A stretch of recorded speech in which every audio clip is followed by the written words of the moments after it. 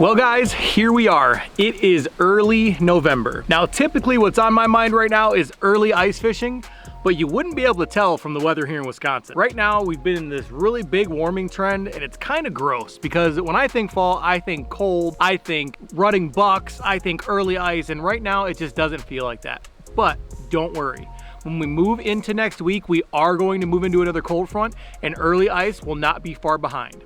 So the purpose of this video is to get you guys ready to rock and ready to catch fish as soon as early ice gets here.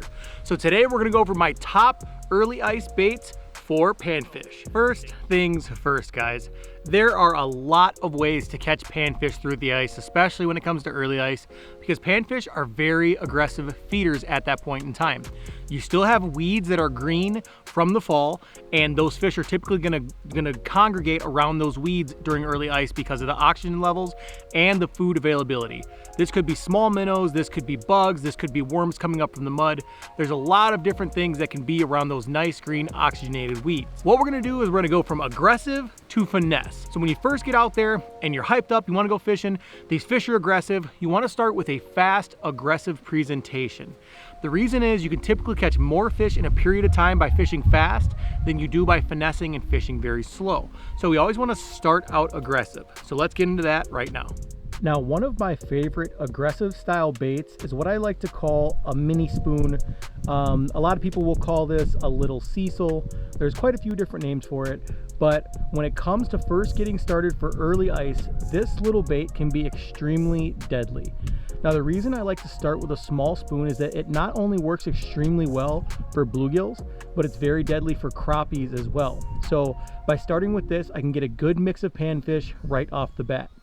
Now, typically what I like to do is tip this treble hook with either a spike or a waxworm, or even go to some sort of a plastic as well. Again, when they're really fired up and they're really hungry, they'll usually go for something that's going to be a much faster, much quicker presentation.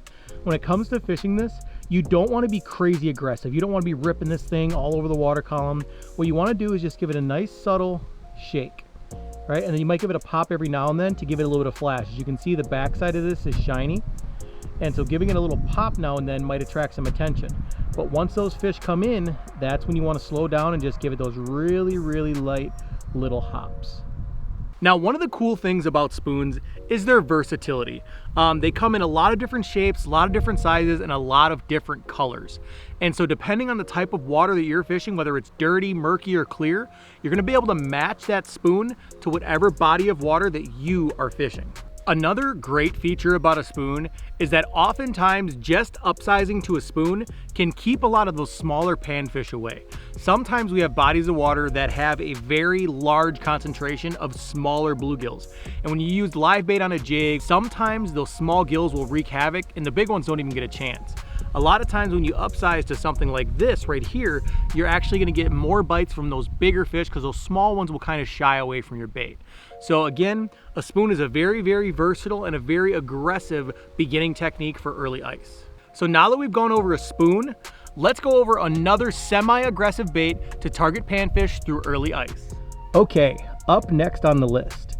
For those of you who have never seen this, this is the ZVibe Micro from Eurotackle. Now, I've had some incredible success in early and late ice situations using the original ZVibe, but this one is even smaller. So I'm super, super excited to get this one on the water. It is great in situations where there are a lot of small bait fish around. As you can see, this profile here is very indicative of a little bluegill or little perch. And there's a lot of different colors that Eurotackle offers. This is one of my favorites, and then I'll show you another favorite here as well. So this is another one of my favorite colors, guys. This is just like a off-white glow. And you can see I've got it paired with a black Eurotackle plastic on the back of it. Now this bait is very effective fished quickly or slowly. So this is a bait, it's basically a lipless crankbait that's really tiny. So you can give it some rips underwater and really try to attract some attention similar to that spoon.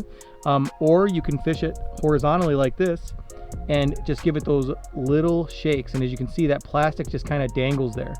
Now the cool thing about this bait is it comes with a single hook or a treble hook. So if you're fishing open water situations, you can go ahead and throw that treble on. Or if you're fishing around some shallow weeds, like I mentioned earlier, you can stick with that single hook, throw a plastic or a live bait on there, And this is another deadly, deadly early ice panfish bait. Oh, I just switched to a ZVibe, guys. Oh, there's one on it right away. Oh my God, right away. What do we got here? Oh, look at that. Nice ear gill on the ZVibe. For those of you who think that bluegills won't eat a ZVibe, there is your proof right there. You hit it on the drop. Now, here's another quick pro tip for you guys. As you can see here, I've got a whole assortment of different Fiska ice jigs. These are my personal favorite, and they have caught me a ton of fish over the years. Now, the awesome thing about this case is it's easy to keep all of my jigs nice and organized. You can see here by looking closely that there's individual slots. This is actually a fly case for fly fishing, but it works amazing for keeping each jig intact. This box can get knocked around, shaken around, and you'll never have a problem with your jigs coming loose. You can get this at yourbobbersdown.com, and it's called Bug Luggage. Now that I showed you my ice jig assortment, it only makes sense to tell you about my final top early ice bait, and we're going finesse for this one. This combo in my hand is undoubtedly one of my favorites. Let's go ahead and show you how to rig it up, and we'll talk a little bit about how to fish it. Now, rigging this bait is actually pretty simple. You're just gonna take the tip of the hook and insert it into the bait up until you reach the bend. Now, what we wanna do is go ahead and get it just like this. Then we're gonna go ahead and we're gonna take the hook point and we're gonna press it through so that we can get a nice uniform bait. The bait should stick off the back evenly and straight with the hook shank like this. Now, the nice thing is that when it comes to the buoyancy in the water, there's a little ball on the back of this plastic. Now, a little ball is going to give off a lot of action with just a very, very subtle shake. So you don't want to work it too hard or too fast. You just want to make this little ball dance just a little bit underwater, and it's going to entice those fish to bite with a nice subtle jigging action. So as you guys can see here, I have got my brand new ICXP rigged up and ready to rock. I've got it paired with a JT panhandler. This is the 24-inch model. This is the ultralight. This is my go-to for ultra finesse situations. Let's talk a little bit about the knot that I use for all of my ice fishing. This is what's called a loop knot.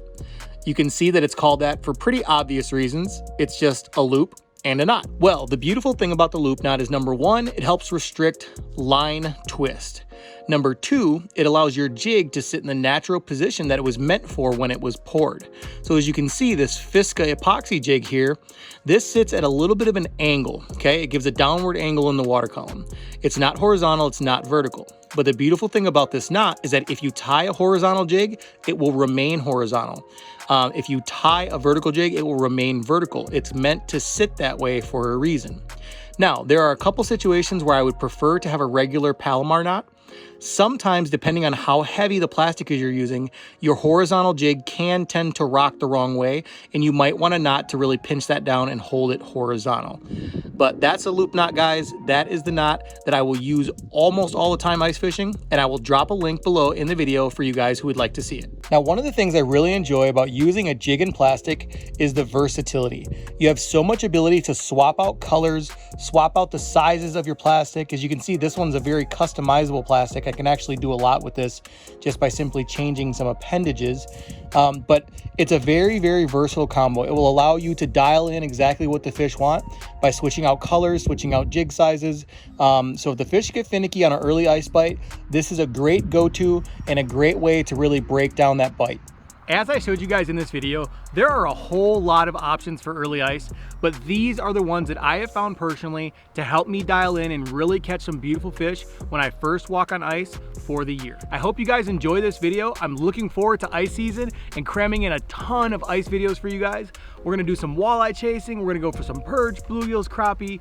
Who knows what we're gonna chase? All sorts of fish. But again, I hope you guys like this video. I hope you got some value out of this video, and drop me a comment below and let me know if you'd like to see more ice fishing tips and tricks. We'll see you guys on the next one. Thanks for watching, guys. Don't forget to smash that subscribe button. Head on over, check us out on Instagram, and hit us up on Facebook and Twitter. We'll see you on the water next time.